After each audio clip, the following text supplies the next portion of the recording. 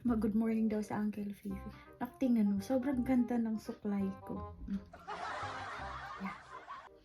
Anak, may nagtatanong. I-share nga natin sa kanila kung ano yung ginamot ko para matanggal yung ringworm mo. I-share natin sa kanila. Suklay mo na ang muna, oh.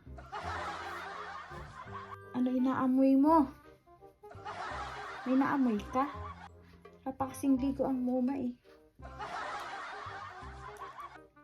Yeah. Heto na naman kami. Asan si Nori? Nandun sa labas. Yan.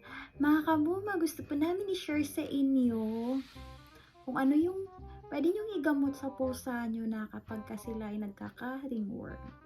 Yan. Simple lang po para hindi kayo gumastos ng malaki. So, yan. Mas effective po talaga siya, mga kamuma, para sa ringworm. Ikaw na magsabi. Bale, ang ginamot ko po sa ringworm ni Uncle Fifi, mga kamuma, ay ang apple cider vinegar. So, yun po yung ginamot ko sa ringworm ni Uncle Fifi. Kaya namatay yung bakterya. Yan, kasi nga sobrang dami niyang ringworm. Alam mo yun, yung namamagana yung mga face niya, dami niyang mga kati-kati, nai-stress siya. So, ganun. Pero una-una ha, wag niyo munang gawing pure. So, ginawa ko is cotton yung ginamit ko. Pero, muna, haluin nyo ng tubig. Yan. Then, parang i-mix nyo ng tubig para hindi siya masyadong mahapdi. Kapag medyo, na siya, medyo nagda-dry na ng konti, then, pwede nyo nang gamitan ng, ng pure na apple cider vinegar. So, yun. Kaya, promise, namatay talaga yung bakterya. At saka, ngayon, wala na. Sobrang linis na ni Uncle Fifi. Napaka-sensitive kasi nito, mga kamoma. Sobrang sensitive niya.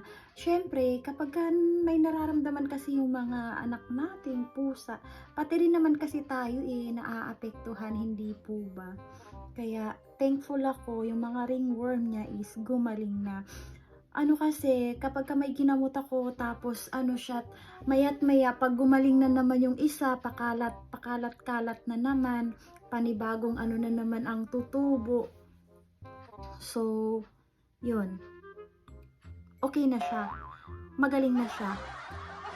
And then, dun naman sa paglalagas ng balahibo, di ba sabi ko po, meron akong binibenta dun sa aking TikTok shop na oil remedy. Parang madre de cacao yun at saka guava na guava, yun?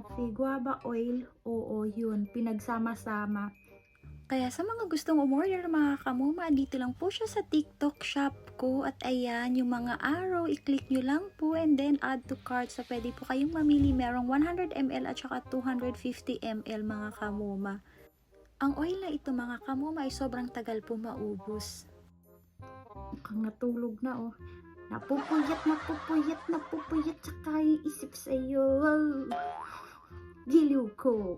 Napupuyat, saka iisip sa'yo. Giliw ko, wow.